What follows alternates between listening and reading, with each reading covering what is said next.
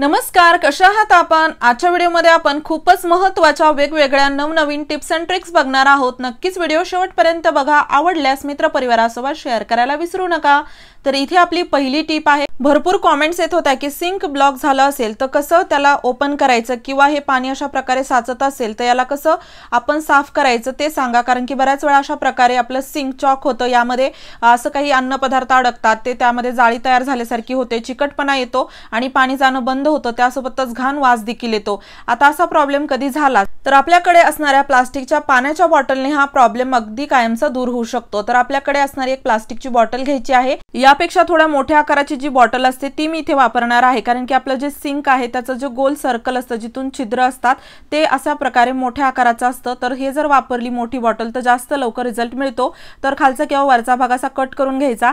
त्यानंतर बघा, आता स्वच्छ तर हे सिंक आहे, अजिबात काही अडकलेलं नाही, यामध्ये पाणी असलं पाहिजे। पाणी असताना या बॉटलच्या मदतीने अशा प्रकारे आपल्याला याला खाली वरती दाबून थोडंसं याला फिरवायचं आहे। तर आता बघू शकता पाणी आपोआप जायला सुरुवात झालेली आहे। यामध्ये हे व्हॅक्यूम क्लीनर सारखं काम करतं, प्रेशर तयार होतं आणि पूर्णपणे जे अडकलेल्या गोष्टी आहेत त्या पाईप मधून निघून जातात।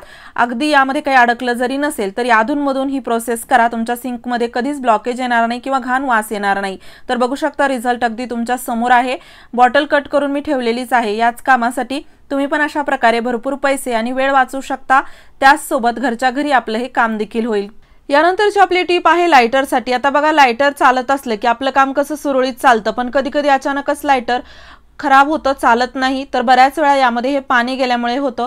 आता लायटरचा एवढा छोटा भाग असतो समोरचा की आपण पाणी पुसू शकत नाही आणि यामध्ये जर जास्त वेळ पाणी राहिलं तर हे कायमचंच बंद पडतं। तर यासाठी एक छोटासा उपाय आहे, यामुळे तुम्हाला परत कधीच लायटर तुमचं खराब होणार नाही किंवा यामध्ये पैसे खर्च करण्याची गरज पडणार नाही। आता बघा, स्वयंपाक झाला की आपली शेगडी चांगलीच गरम झालेली असते, बर्नर किंवा याचा आजूबाजूचा भाग। तर काय करायचं, लायटर जर असं चालत नसेल कधी थोडंफार पाणी गेल्यामुळे, तर त्यासाठी ही आपली जी गरम शेगडी असते, जास्त गरम पण नाही, अगदी थोडीशी गरम जरी असली तरी चालेल, त्या ठिकाणी आपल्याला ठेवायचं आहे लायटर अशा पद्धतीने। आता बघा, बर्नरच्या गरमीने पूर्ण यामधील पाणी निघून जातं, त्यासोबतच आपलं लायटर देखील व्यवस्थित चालतं।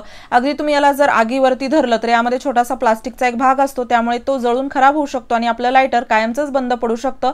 त्यामुळे डायरेक्ट आगीवर न ठेवता अशा प्रकारे आपण जर गरम बर्नरवरती किंवा गरम तव्यावरती जर याला ठेवलं तर आपलं लायटर सुरळीत अगदी व्यवस्थित चालतं। अगदी लायटर खराब झालं की भरपूर आपल्याला त्रास होतो, प्रत्येक वेळी काडीपेटी ओढा किंवा शोधाशोध करा, पण आजपासून तुमचं या ट्रिकमुळे लायटर कधीच खराब होणार नाही। यानंतरची आपली टिप आहे, यासाठी मी ते एक टिश्यू पेपर घेतलेला आहे। तुम्ही स्वच्छ एखादा कोणताही पेपर घेऊ शकता किंवा कॉटनचा कपडा जरी घेतला तरी चालेल। यामध्ये आपल्याला थोडीशी चहा पावडर टाकायची आहे आणि त्यानंतर कापूरच्या 2 छोट्या वड्या यामध्ये मी टाकणार आहे। आणि हो, तुम्ही हा व्हिडिओ कोणत्या गावातून किंवा शहरातून बघत आहात ते मला कमेंट बॉक्समध्ये नक्की सांगा, जेणेकरून माझा व्हिडिओ कुठे कुठे पोहोचला मला ते कळेल। आता पावसाळ्यामध्ये घरामध्ये खूपच कुबट दमट असा वास यायला लागतो, कारण की ऊन जास्त पडत नाही आणि हा वास घालवण्यासाठी आपण वेगवेगळे रूम फ्रेशनर आणतो, जे की सर्वांना परवडत नाहीत, खूप महाग असतात आणि त्यासोबत कुठे कुठे उपलब्ध देखील नसतात। तर त्यासाठी तुम्हाला वेगळं असं काही करायची गरज नाही, हा आपला घरगुती उपाय करा, यामुळे तुमच्या घरातील पूर्ण घाण वास, कुबट दमट वास निघून जाईल। आणि आता बघा, याला मी छान व्यवस्थित असं पॅक केलेलं आहे। तुम्ही रबर देखील यावरती लावू शकता, जसं की म्हणलं कॉटनचा कपडा जरी घेतला तरी चालेल। आणि याला आपण घरामध्ये जास्त करून तर किचन मध्ये ओलसरपणा असतो, काही ठिकाणी घरामध्ये असे असतात ज्या ठिकाणी तुम्ही याला जर अशा प्रकारे ठेवलं तर पूर्णपणे तुमच्या घरातील दुर्गंधी निघून जाईल आणि घरामध्ये एक छान सुगंध येईल आणि पॉझिटिव्ह एनर्जी देखील फील होते। एकदा नक्की ट्राय करून बघा, खूपच सोपा असा उपाय आहे। आणि चॅनलवरती नवीन असाल तर सबस्क्राइब करायला विसरू नका, असेच नवनवीन व्हिडिओज मी तुमच्यासाठी घेऊन येत राहते। यानंतरची आपली टिप आहे, आपल्या घरामध्ये असे भरपूर टूल्स असतात जे की आपण वेळोवेळी लागतात, घरामध्ये उपयोगी असतात म्हणून घेऊन येतो, पण बऱ्याच वेळा ते टूल्स तुटतात किंवा अशा प्रकारे काहीतरी लूज होतं म्हणून खराब होतात।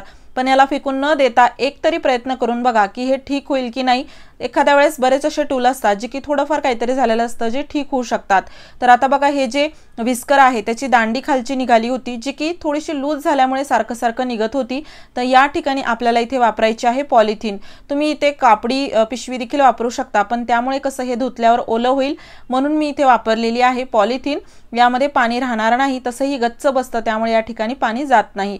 आता बघा, पॉलिथिन या भागावरती अशी लावायची आणि त्यानंतर दाबून याला लावायचं। किती लूज आहे त्यानुसार पॉलिथिनचा छोटा मोठा तुकडा घ्या आणि दाबून असं व्यवस्थित यामध्ये हे घाला। आता हे अजिबात निघणार नाही, तुम्हाला ओढून देखील मी दाखवत आहे, बघू शकता। यामुळे आपण जे विस्कर खराब झालं म्हणून फेकून देणार होतो ते घरीच असं ठीक केलेलं आहे। अशा छोट्या छोट्या नवीन काही टिप्स अँड ट्रिक्स वापरल्या की भरपूर पैशांची बचत होते, ऐनवेळी आपल्याला या उपयोगी पडतात, त्यासोबत अवघड किचकट कामं देखील सोपी होतात। तुम्हीही घरातील अशा छोट्या मोठ्या वस्तू खराब झाल्या की ठीक करता का नाही मला नक्की कमेंट बॉक्समध्ये सांगा। आणि हो, यानंतरची आपली टीप आहे पोळी डब्यासाठी। आता बघा पोळी डब्यामध्ये कसं होतं, आजकाल कसं पोळी डब्बा जास्त वापरला जातो, पण यामध्ये सारखं रोज चपात्या किंवा गरम काही ठेवल्यामुळे अगदी ते घामेजल्यासारखं होतं, पाणी सुटल्यासारखं होतं आणि वेगळाच असा यामधून वास यायला लागतो। अगोदर कसं लाकडी दुरड्या असायच्या तर त्यामध्ये कसं छान अशी हवा खेळती राहायची आणि आपल्या ज्या आपण ठेवलेले पदार्थ आहे जसं की भाकरी म्हणा, चपाती, ते छान व्यवस्थित राहायचे, खराब व्हायचे नाही किंवा वास यायचा नाही। पण आता हे कसं बंद असल्यामुळे यामध्ये वास येतो, तुम्ही पण कधी अनुभवला असेलच। आणि हा वास जर निघाला नाही तर आपल्या चपाती भाकरीलाही हा वास बसू शकतो। तर अधूनमधून काय करायचं, 15 दिवसातून एकदा का होईना डब्बा असा स्वच्छ धुवून घ्यायचा, कोरडा करायचा आणि कोरडा करून आपण यामध्ये ठेवायचा पेपर, स्वच्छ पेपर वापरायचा। इथे तुम्ही जो आपल्या नोटबुकचा पेपर असतो तो वापरू शकता, टिश्यू पेपर किंवा न्यूजपेपर जरी वापरला तरी चालेल। आणि जर तुम्हाला इथे पेपर वापरायचा नसेल तर तुम्ही इथे थोडंसं मीठ घ्या, एका वाटीमध्ये किंवा एका छोट्या भांड्यामध्ये आपल्याला मीठ घ्यायचं आहे आणि मीठ आपल्याला या ठिकाणी ठेवायचं आहे। मीठ ठेवल्यामुळे आणि हे झाकण बंद केल्यामुळे देखील यामध्ये जो असणारा वास आहे तो निघून जातो। पेपर ठेवून देखील हा वास निघून जातो। पेपर ठेवल्यानंतर तुम्ही याला तसंच वापरण्यापेक्षा धुवून स्वच्छ करून वापरा, जेणेकरून तुम्हाला जर वाटत असेल की पेपर घाण असेल तर तेही तुमच्या मनातील शंका निघून जाईल। पण पेपर किंवा मीठ 15 दिवसातून एकदा नक्की पोळी डब्यात ठेवा, तुमच्या सर्व समस्या दूर होतील। ट्रिक आवडली असेल तर जास्तीत जास्त शेअर करा। यानंतरची आपली टीप आहे तव्यासाठी। आता बघा लोखंडी तवे वापरायला खूप चांगले असतात, आपल्या शरीरासाठी म्हणा किंवा जे आपण पदार्थ बनवतो ते देखील छान व्यवस्थित होतात। पण लोखंडी भांड्यांचा जास्त करून हा प्रॉब्लेम असतो की यामध्ये अशा प्रकारे गंज लागायला लागतो, जसं की कढई म्हणा, तवा किंवा इतर लोखंडी भांड, आपण याला किती व्यवस्थित ठेवलं तरी हा प्रॉब्लेम येतो। आता बघा यावरती धुवून असं ठेवल्यानंतरही असा गंज लागलेला आहे आणि जर याला असंच आपण काही दिवस वापरलं नाही तर हा गंज खूप जास्त वाढतो, त्यासोबत हे पूर्ण तवा असा पूर्ण खराब होऊन जातो, तुटतो देखील, म्हणजे लोखंड म्हणतात की माती खाते, तशा प्रकारे हा प्रॉब्लेम होतो। तर आता बघा हा गंज असा चढलेला आहे, याला जर तुम्ही पाण्याने स्वच्छ केलं तर तात्पुरता निघून जाईल पण परत येईल। आता लोखंडी भांडे बरेच जण दररोज वापरत नाहीत, कधीतरीच वापरतात, मध्ये 4-5 दिवसानंतर, किंवा कढई म्हणा किंवा अशा प्रकारचे तवे म्हणा।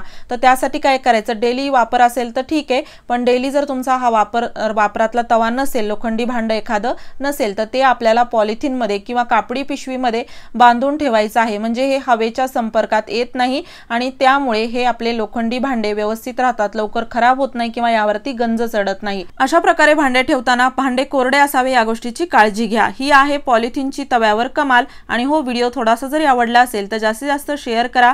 त्यासोबतच तुम्हाला सर्वात जास्त कोणती टिप आवडली मला कमेंट बॉक्समध्ये सांगा। चॅनलवरती नवीन असाल सबस्क्राइब करायला विसरू नका। धन्यवाद।